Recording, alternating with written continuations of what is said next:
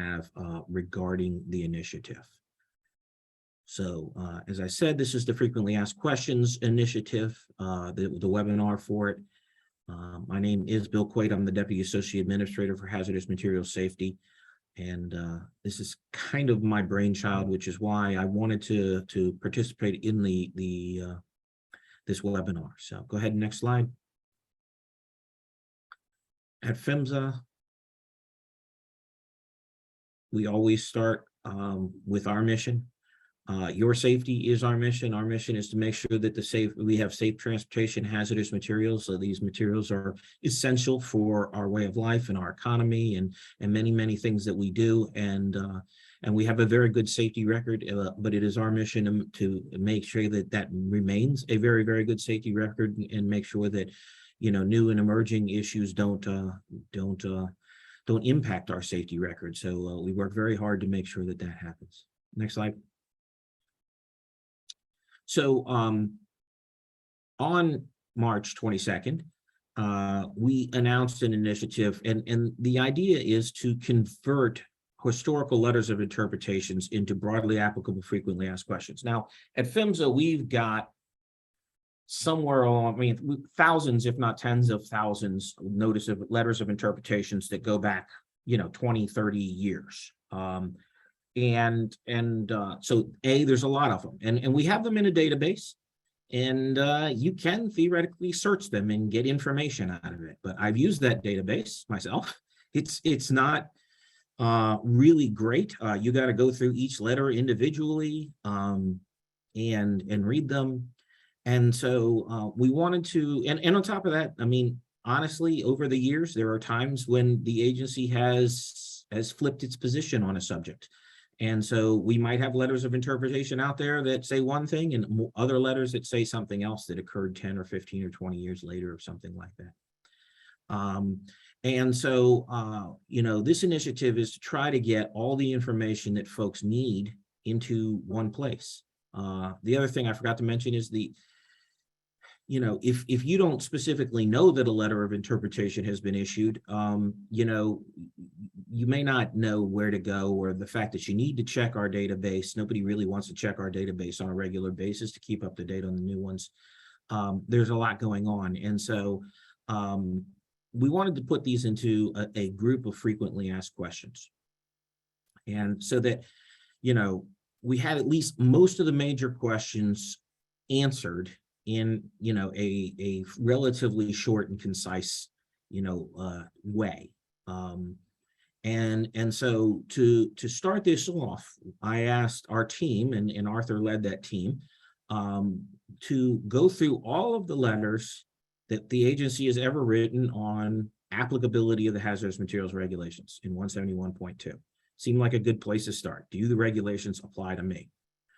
And they went through all of those letters, and in each of those letters, they kind of marked down what was the topic of the letter, and really distilled it down to the fact that almost all of those letters can be answered by these 12 questions. And so you end up with one place to go, relatively small number of questions to look at the agency's position on 171.2.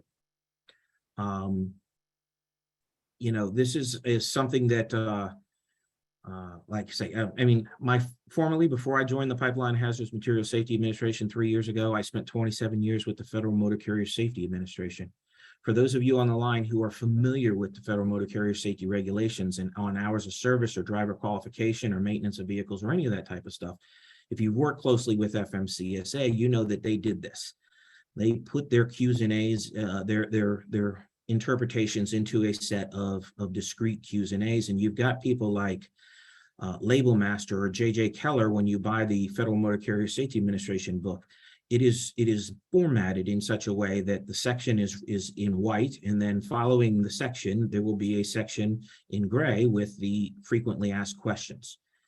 So it has been a very successful initiative in the motor carrier industry, and again, I think it lends itself very nicely to PHMSA. So what we were looking for in our Federal Register notice, and what we're still looking for, frankly, is, kind of big picture thoughts on the utility of this initiative.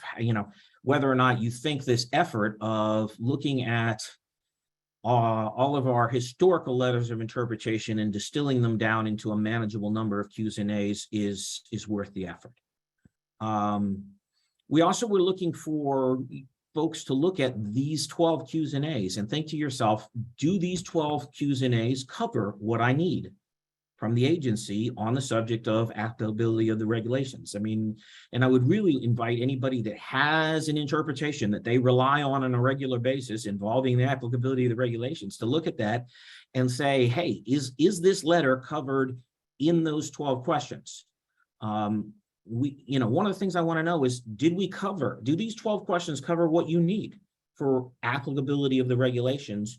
Or do we need to add a 13th question or a 14th question, or however many more questions? The other thing we'd like to know is your thoughts on, are we clear with our answers? The last thing I want to do is publish a set of Qs and As and then have to publish another document with edits to the Qs and As because what we did wasn't very clear. And so looking for folks to think about that. And then, as I said, I mean, ideally, this is the first step in a process, an ongoing process where we look at another section of the regulations. Maybe one example might be we look at registration. And we go through all the registration in letters of interpretation that the agency has ever written and come up with a set of Qs and As regarding registration. Or we look at incident reporting and we go through all the incident reporting letters. And so one of the things we wanted information on is what topics should we prioritize for the development of future frequently asked questions? Should we be focusing on one of those examples that I just gave you, or do you have other thoughts about how we should approach this? I did want to approach it ideally, kind of section by section, maybe not necessarily single section by single section, but topic by topic, as opposed to trying to bite off, the whole hazardous materials regulations, because, there's just, again, it's a very big topic. And so, as I said earlier, that comment period did close on May 23rd, but we later, earlier this month, on June 13th, we reopened it, and it is currently open, and it'll be open till July 22nd. And when we reopened it, we obviously announced this webinar and wanted to give people an opportunity. Arthur, go ahead. So what we look at this as being in the future is that letters of interpretation are informal guidance that respond to a specific scenario. So somebody might write us a letter and say, I've got this very specific scenario. And that we would, that's what our letters of interpretation are. And those historical letters are going to continue to be there. We do not intend to get rid of all the thousands of historical letters of interpretation, because we do know that they, particularly the people that wrote them, it's important to them, or that we wrote them to, that we responded to. So, but we would generally look at those letters of interpretation that we have previously written as informal guidance in response to that specific question in that specific set of circumstances, and not having a great deal of wider applicability. Whereas we will look at the frequently asked questions that we publish as having wider applicability. We're taking it out of a scenario specific type of thing and answering a general question and answer that can be used and explored, and everybody will be on the same page. And if there's a limited number, it won't be hard for folks to figure out what the agency's position are on certain topics. Go ahead, Arthur. We see this frequently asked questions process as complementing what we do with letters of interpretation. After we do this, maybe we get these 12 finalized in a couple months or something like that, and we've got them out there. And then somebody comes in and writes us a letter about the applicability of the regulations. I see that, we will look at it and we would say, first off, is this letter answered by one of our 12 questions? In which case our response might be, see question 5. Nicely, and, maybe a little bit more than that, but basically pointing people to the FAQ that's already out there. Maybe it's a subject that isn't covered by those 12 FAQs, or however many FAQs we end up with. Then we would write a response to that very specific scenario. And we would say, for that set of circumstances that you've laid out, here is the agency's response. So stakeholders will continue to be able to get the agency's thoughts on individual situations and scenarios that you do not believe are covered by the regulations and or our frequently asked questions. At the same time, we will also look at that and think to ourselves, is this something that is very fact specific, or is it broad enough that we should publish another frequently asked question and add it to our current list of frequently asked questions? So we see this list of frequently asked questions as being, a living, breathing list that will evolve over time. Again, it's not that we're going to frequently ask questions and we're not going to respond to anybody's letter request for an interpretation, because we understand that is something that's an important and integral part of the agency and or our other partners, other stakeholders, or the industry, getting the information you need regarding how you should deal with the hazardous materials regulations. So, and as we move forward in future rulemaking efforts, if we do a future rulemaking that affects the applicability of hazardous materials regulations, we would review these frequently asked questions and decide, does this new regulation mean that one of our frequently asked questions is no longer valid? In which case we would say in that Federal Register notice, hey, we're withdrawing question 7 because it has been, superseded by this rulemaking. Or we might do a rulemaking and think to ourselves, we've written the actual regulatory text, but there's a need for us to put some frequently asked questions in conjunction with the regulatory text, because there are some natural questions that are going to come from this regulatory text. And so we might include additional frequently asked questions in a future rulemaking document. Again, this is largely modeled over initiatives that have taken place. I know it personally from the Federal Motor Carrier Safety Regulations, but there are other regulatory agencies that have done it. And you see them when they go and update their regulations, they also update their frequently asked questions. Go ahead. And we see this as being, we have the EPA website here as an example of a website you can go to and kind of see how the frequently asked questions kind of meld with the regulations on in this case EPA regulations. When I was at the Federal Motor Carrier Safety Administration, right there on the website, when you read the regulation, there was a link that would take you directly to the frequently asked questions. And if you went and looked up the frequently asked questions, there was a link that would take you directly to the regulations that it went to. So we do anticipate, putting these frequently asked questions on our website in conjunction with the regulatory text. And again, I also want to stress again that we do not anticipate and we do not intend to remove the current database of letters of interpretations from our website. That will continue to be there. It'll continue to be updated as we do new letters of interpretations. One of the things I believe in, Bill Schoonover, the Associate Administrator, believes in, our Deputy Administrator believes in, the Secretary of Transportation believes in. We all believe very much in transparency of government. And, so this is not an effort to hide what has gone before. It's simply a method of trying to make, to put what's gone before into a manageable context and really make sure that the agency's positions on specific issues are well understood. And that is my kind of overview and explanation of our frequently asked questions initiative.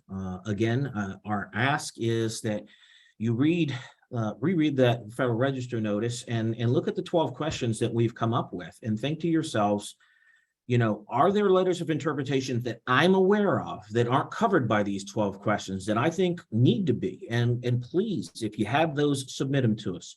Secondly, read them and make sure you understand them. If you do not understand the answers that we've written, we need to know that now, because again, we do intend to finalize these 12 questions in the Federal Register and publish them on our website. And I very much would like to know now, as opposed to having to do corrective documents, whether or not people can read them and really understand what we've done. We have tried very hard to write in plain language and make sure that it's as understandable as possible. But I also I get the fact that sometimes what we think is kind of straightforward or understandable.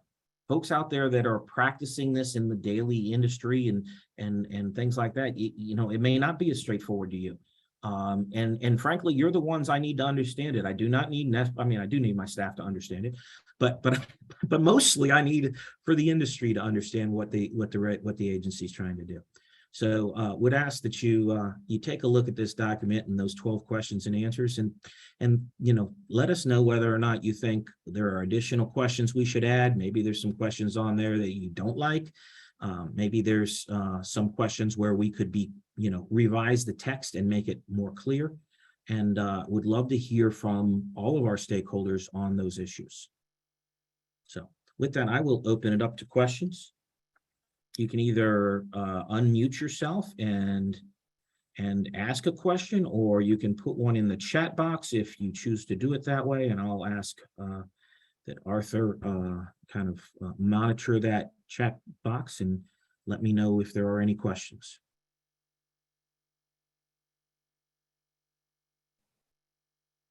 Hey, Bill, it's Paul Rankin.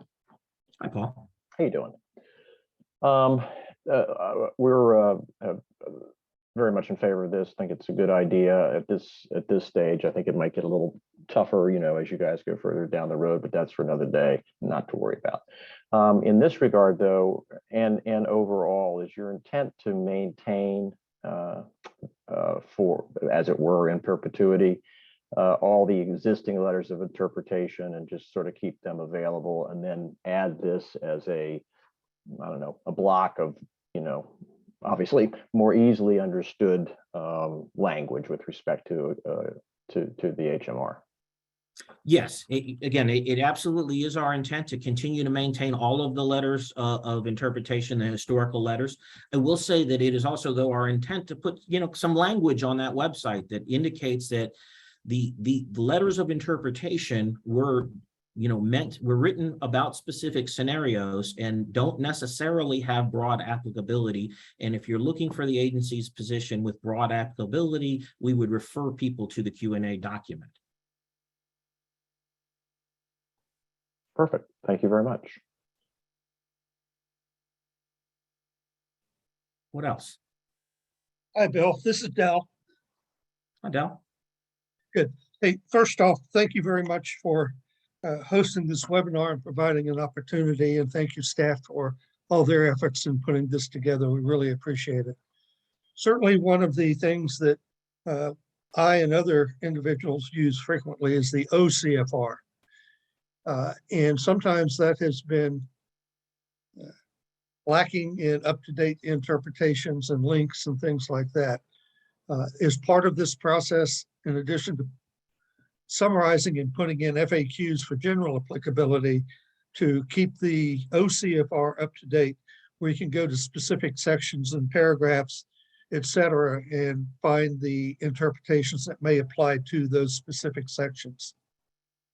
Yeah, no, that's a great point, Dell. It absolutely is.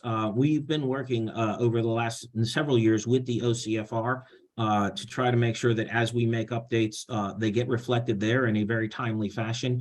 And we will be similarly working with them on these questions and answers, and working with them on making sure that they are linked to the regulatory sections. And again, then as we do update them, we would be putting an update to the OCFR as part of our regular standard operating procedure.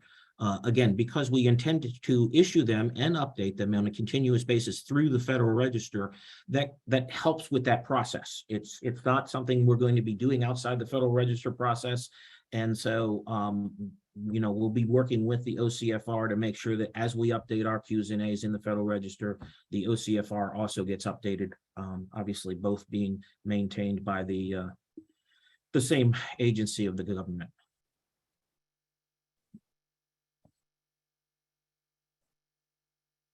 Hey, Bill, John Main here. Hi, John. How are you? I'm well. Kind of follow up on that a little bit.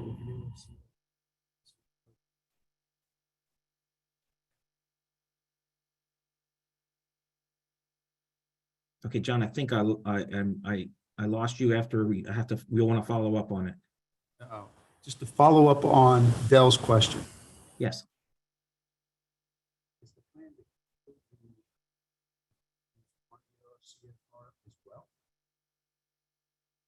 Hey, John, your audio is a little muffled. Can you use the chat to type your question?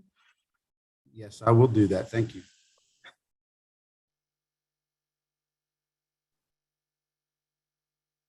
Okay, well, we wait for John to type. Is there somebody else? This is Jerry Simon from CGA. Again, thank you very much. Really appreciate the hard work of everyone in the office. When you mentioned, well, not so much that a position flip, but, a clearer understanding is a function of time. Is it possible, and I know this is a Herculean task, that if we pull up, a specific section, if a position has changed, is there a way to alert with a flag or something? Or I know personally, I always look for the most recent, letter and then go backwards, in time. But so that a person doesn't inadvertently, find an answer that was current 20 years ago and is not so today. Yeah, Jerry, I think that's a great point, and it absolutely can be part of what comes out of this process. Again, as this process goes on, and we're going to take another section, and I mean, again, I'm just going to use incident reporting as an example. I'm not saying that incident reporting is going to be our next section. It's a nice, easy little section to deal with, right? And if we're going to go through every letter we've ever written on that, and if we discover that at some point in time the agency has changed its position, I think we hadn't really thought about it before, but what you suggest really makes a lot of sense, where we would put perhaps a notation in conjunction with that letter.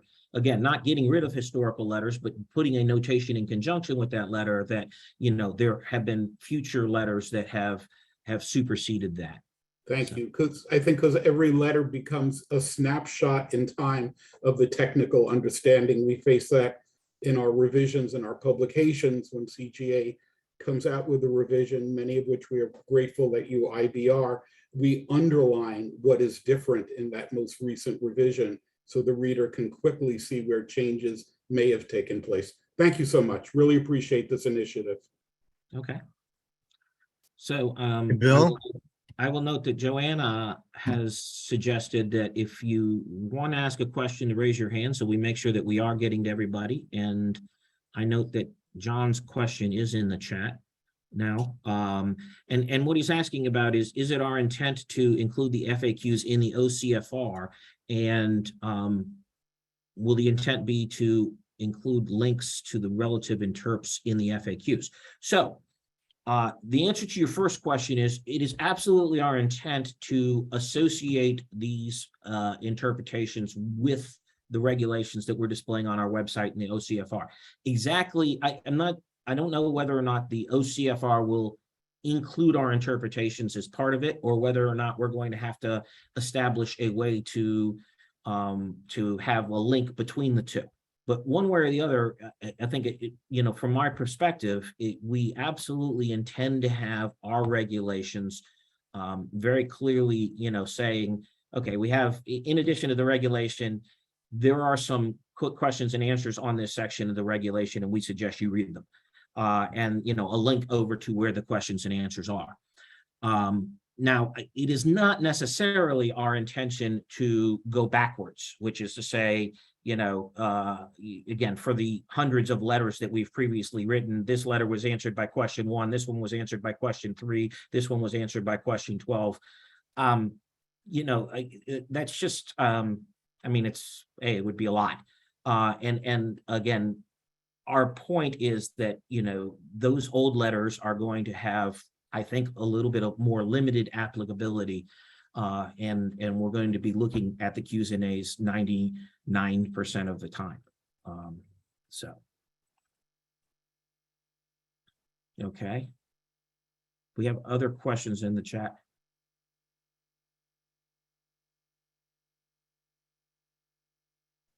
This is Arthur. I don't see any additional questions at the moment. I could take got this one. Oh, sorry. Okay, take your opportunity. I while was going read to take the this chat. opportunity to put a plug in for our Hazmat Info Center. I think most people on the call are know about the Hazmat Info Center, but I would always encourage them, if you've got an FAQ, an interp letter, or anything that you're not sure if it's the absolute most recent, that is always a resource to double check before you invest millions of dollars in a new shipping container or something like that. Yeah.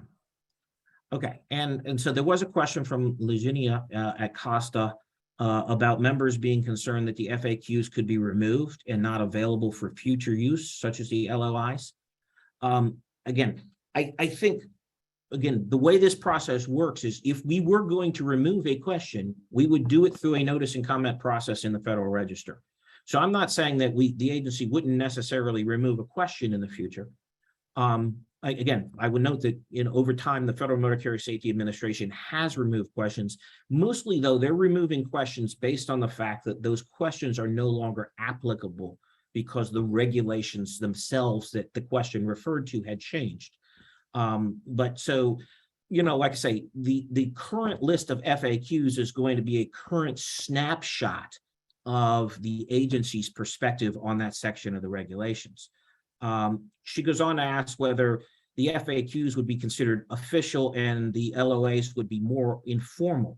And so, the answer to that question is absolutely. Because the FAQs are being developed through a notice and comment process, albeit not a rulemaking, but it's still a notice and comment process, it carries more weight than an informal letter drafted by the agency. And so, we are going to be looking towards and leaning heavily in the future on the FAQs as we develop them section to section. So, and I see your suggestion with regard to maybe tackling placarding next. So appreciate that. Dale Billings. I thank you again, Bill, and I think you answered most of the question for Legina that you just took care of.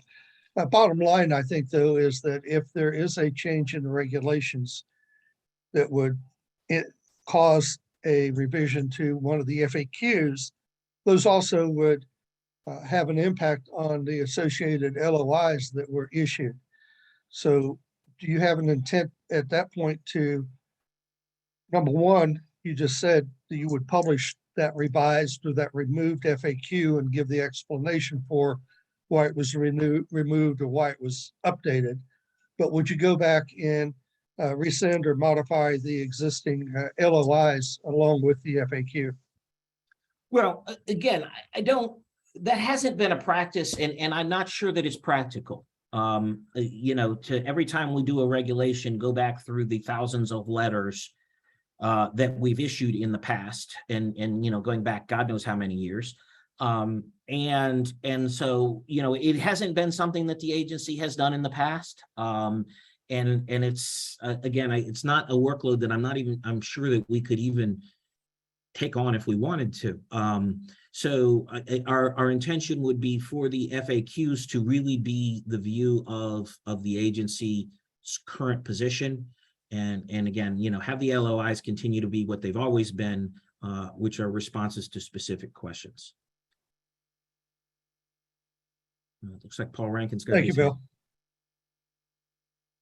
Thanks, Bill. I'm curious about the nexus between the LOIs and the FAQs and the process by which they're created, and if legal has done any thinking on this. I expect they have.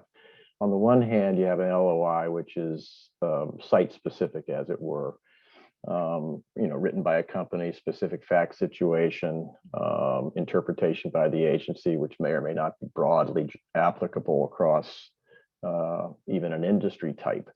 And now you're going with FAQs that are adopted by notice and comment rulemaking, and which appear to be therefore carry more weight there. Do you see them effectively as regulations now?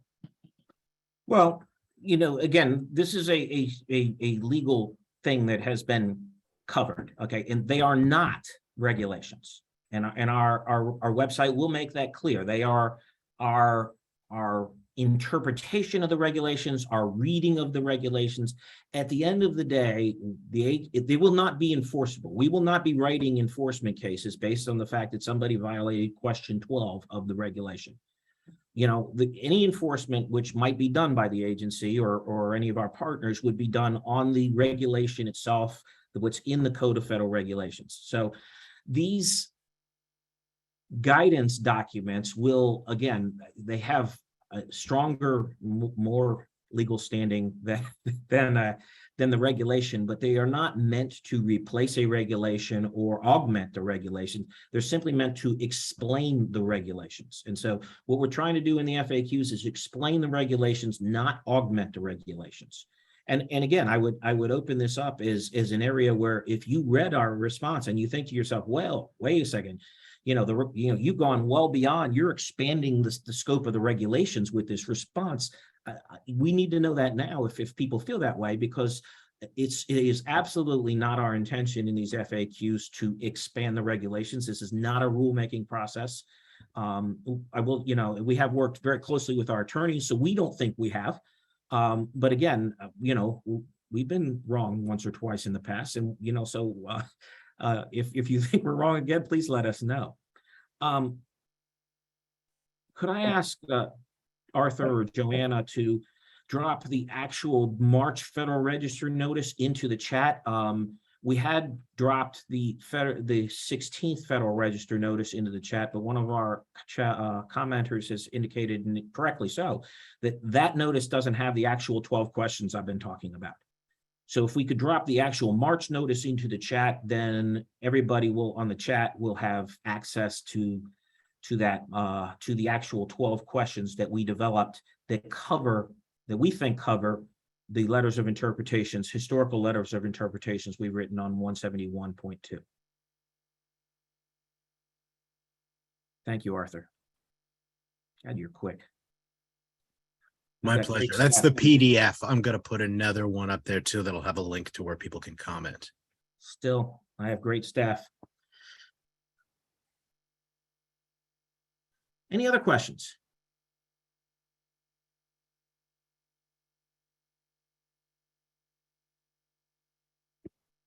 Well, Bill, I'll also mention if folks subscribe to our newsletter, it'll have all of the links to these Federal Register listings as well. So if folks are interested in kind of reading back through, we'll have both links to the original posting and this latest posting as well, linked through the newsletter. So maybe that'll be helpful for our subscribers.